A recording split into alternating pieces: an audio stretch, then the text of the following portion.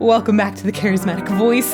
Sometimes I feel like bands are overrated, especially when people talk about them a ton. The Beatles are definitely not overrated. Their music is phenomenal, and I wish that I had discovered them sooner. They are just so amazing, and this experience of deeply analyzing songs, I love it. I love what I get to do. So I'm really excited now to check out In My Life with you. Let's get to it. I think I've heard this before. That lick is very familiar. There are places I remember all my life, though some have changed, some forever, not for better. Some have gone and some remain. All these places have their moments with lovers and friends I still can recall. Some are dead and some are living. In my life, I've loved them all. Oh my gosh. I love this song. Oh my goodness. The lyrics are so beautiful. The harmonies are extraordinary. It's so fascinating. I've heard this before, but I've of course never listened to it in really great headphones or done any sort of deep dive into it. It's familiar. But I love the way that John Lennon's voice cuts through while having these really thick moving harmonies together. And then the little ding, ding, ding almost feels like time is going by, but there's so much optimism in it at the same time. Let's go back. And of course the guitar lick is it's like positive sentimentality. Back to the beginning. There's a sweetness to it. And then there's it's got this moment of question, oh, what if things had gone differently?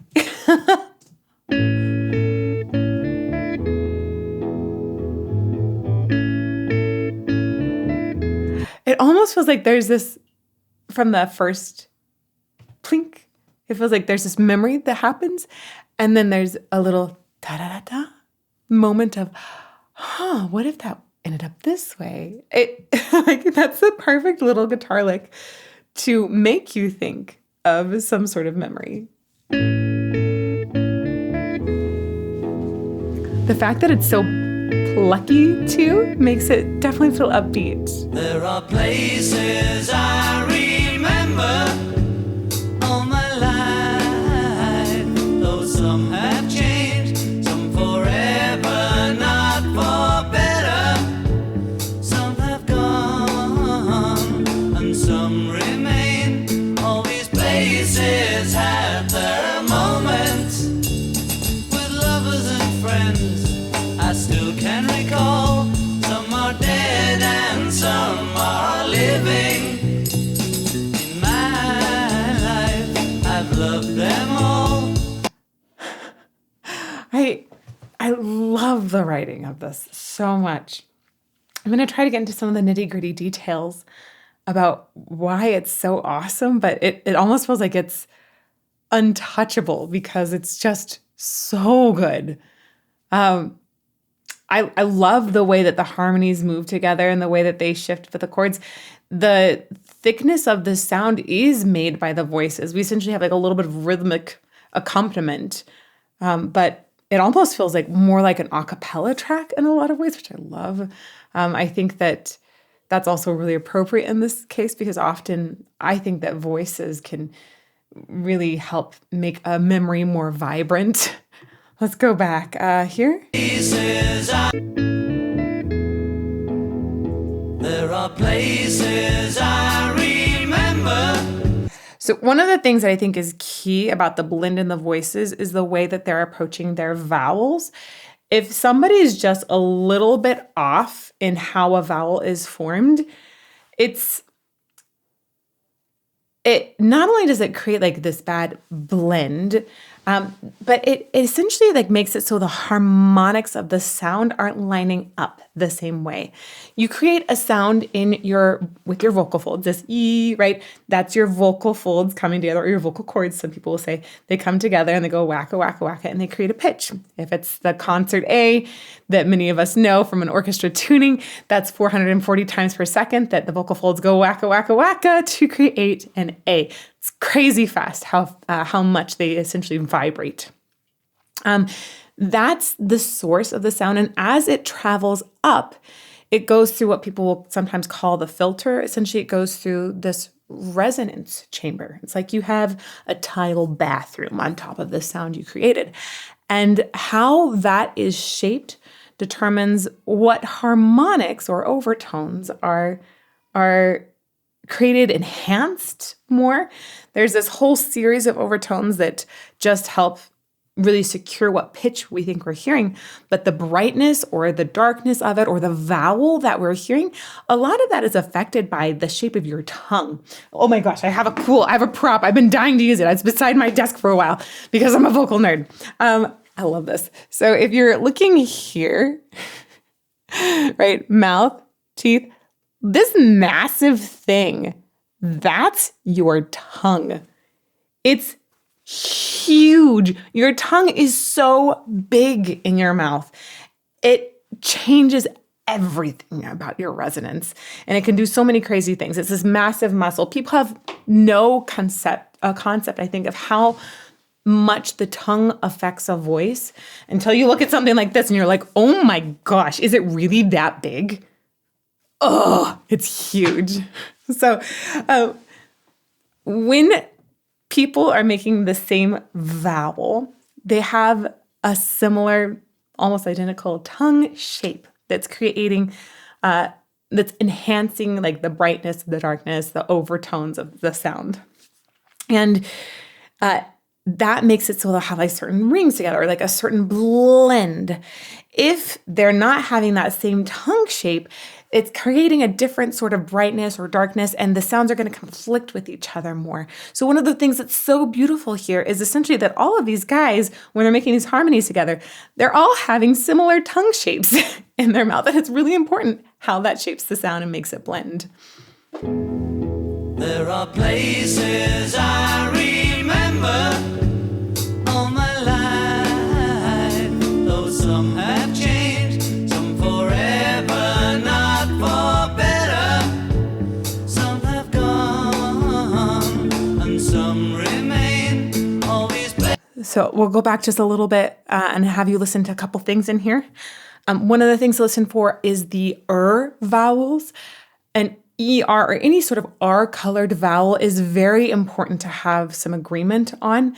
In their case, probably their natural language helps them not to go into the super crazy American R, which tends to be a little destructive for the beauty resonance of the sound.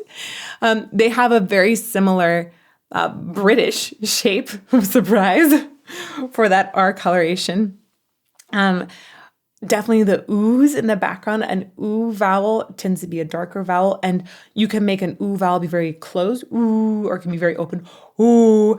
And those are very, very, very different sounds. They find a similar shape for their ooh, but also their diphthongs. Whenever it's a, let's see, their places, play is an a. Places, there's a diphthong in there, so two vowels crunched into one sound, and having some agreement about when there's a shift between those two vowels, that's extremely important. So lots and lots of little details. I'll stop talking now so you can just appreciate it. There are places I remember all my life, though some have changed, some forever, not for better. Ta. Instead of ter, better, better. And some remain, all these places have Places. moments with lovers and friends. I love that. Lovers and friends. Some are dead and some are living. In my life, I've loved them all. feel like every line in here packs such a punch.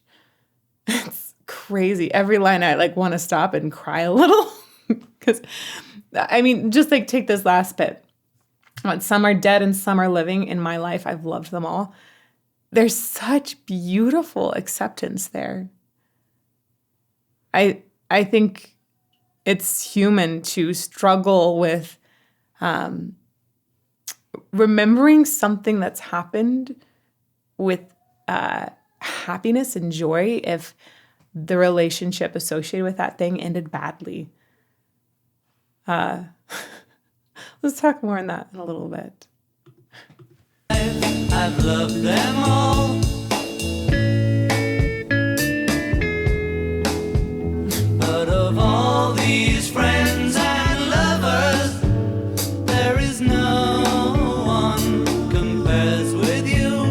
And these memories lose their meaning when I think of love as something new. Though I know. So John Lennon has like a certain brassiness to his sound and so much clarity and expression available.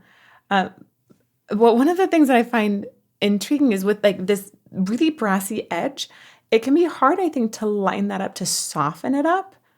And he does these little like quick movements, like little quick runs or ornamentations that sound so sweet, almost like a little light Celtic kind of flair. And it's amazing how for such a brassy sound, he's able to make it so light. Memories lose their meaning when I think of love as something. Like it's just so lovely and tumbling down. It feels like flowers falling out of the sky. Meaning when I think of love as something new. Though I know I'll never lose affection. Oh my God, the harmonies there. Oh. Though I know I'll never lose affection. Oh, they become parallel at one point, I think. They kind of break some rules. Though I know I'll never lose affection. Yeah, a little. Ooh, they get this like slight monk chanting element to it. Though I know I'll never lose affection. For people and things that went before, I know I'll often stop and think about them. In my life, I love you more. Oh, I am also so intrigued by how they go between moments of full harmony and a solo line. I haven't figured out the decision-making process behind that. I don't have a guess for it yet. Let me know if you're in live chat if you have some thoughts on that. But I am going to go back a little bit. The people and things that went before, I know I'll often stop and think about them. In my life, I love you more. Let's see, though I know I'll never lose affection for people and things that went before. No, I'll often stop and think about them. In my life, I love you more. I mean, it just seems like it's alternating back and forth. But I feel the Beatles are so deliberate in how they compose songs. There must be a reason other than that that's alternated and keep it lively and refresh the ears all the time. I do think if you had that harmony, that really, really thick harmony there all the time, it would lose its impact. And there's a need for it to be a solo voice because it's so personal. But then when you get the chorus of harmony in there, it feels like this is acknowledging that it's just a very widespread human emotion. Let's go back again. Something new, though I know I'll never lose affection. The people and things that went before, I know I'll often stop and think about them. In my life, I love you more. I'm not sure. I'd love insight from all y'all. Let's chat a little bit more about memories, though, and especially memories of people. Obviously, I think that if you have an ongoing, really positive relationship with somebody, friendship, romantic relationship, it is so easy to look back on it and have so many good memories. It's really hard, though, if a relationship is end, a breakup, or also somebody passing away. I think it can be really hard to look back at those memories and not have a tinge of sadness or disappointment in with it. And I know for me, like, especially there have been a couple of big breakups in my life, and I look back on them and I think, well, let's be honest, I try not to look back on them much. And that almost makes it feel like those memories become more and more vague. And instead, I try to think about other things so I'm not down in the dumps. Right? I feel like this song is very much about acceptance and like embracing that all of those memories are what makes us us. And I definitely have learned through a lot of therapy, which I talk about in sponsorships on Charismatic Voice all the time because I believe in it. I think that I've learned to embrace the sad memories as just a part of who I am and the wonderful journey to get here as well. But oh my gosh, sometimes it still is. I still avoid those memories. I'm curious what y'all think of this. Have you come to terms with looking back on memories? Are you able to separate a happy memory from a sad ending? I think that's extremely difficult to do. And I feel that this song is inspiring me to do it more. In my life, I love you more.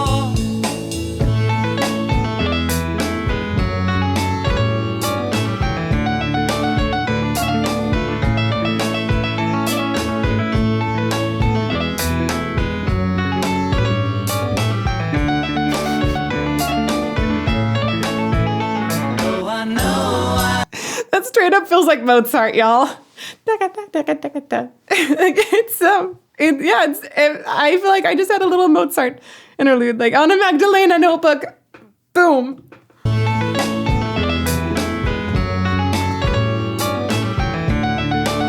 Honestly, maybe like little moments of Bach in there, just in the way it's flourished.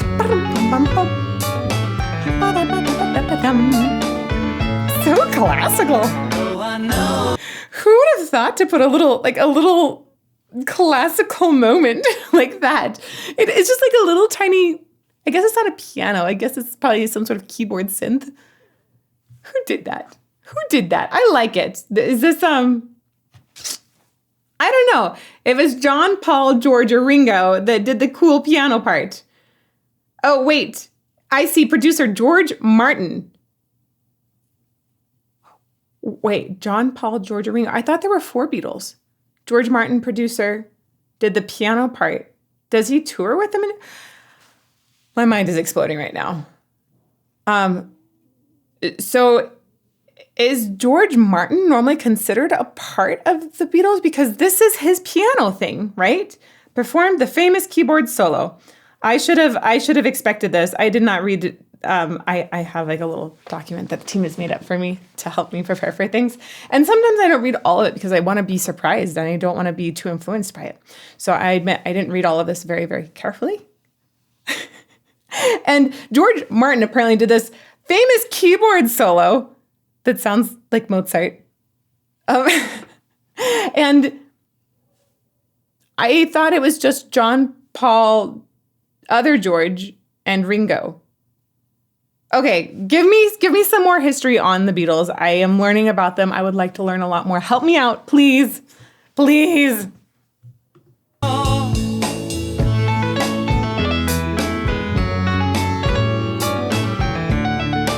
It's so cute. It's just like so contained. Like somebody could have composed this on a harpsichord.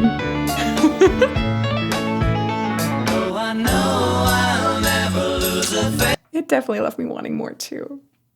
Just saying. Oh, I know I'll never lose affection for people and things are moments, he's so good at having really clear hitting notes. And then there are times where he brings this more talkative element into his vocal expression. And it feels so sincere. It's so expressive for people and things. Right? The people and things, Things. that went People before. and things. I know I I dig it. I really dig it. people and things that went before. I know I'll often stop and think about them. In my life, I love you more.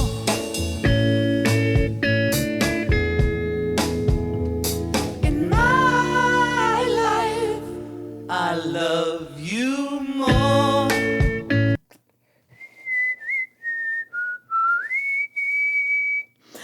It's so interesting how there's this sadness, I think, that often feels minor, and then I love you more feels major. Then it's always combining this sadness and happiness throughout this song. But we have to talk about the moment where they go up really high. In my life. Is that all of them? Is that just John doubled? Like what? I love the way that they're not afraid to access this really high falsetto and wrap it into the main melody. I've heard this a few times in the Beatles writing. I think it's so, I love the way that they integrate falsetto. In my life, I love you more. I love the way that there's a ritardando there, a slowing down, as if there's a lingering in my life, lingering on that memory. I love you more. Oh my gosh. This is so romantic at the same time. My goodness.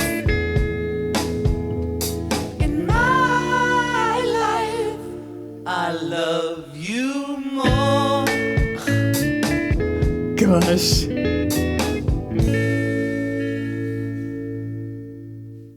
What a perfect song. I love the vocal expression, the storytelling.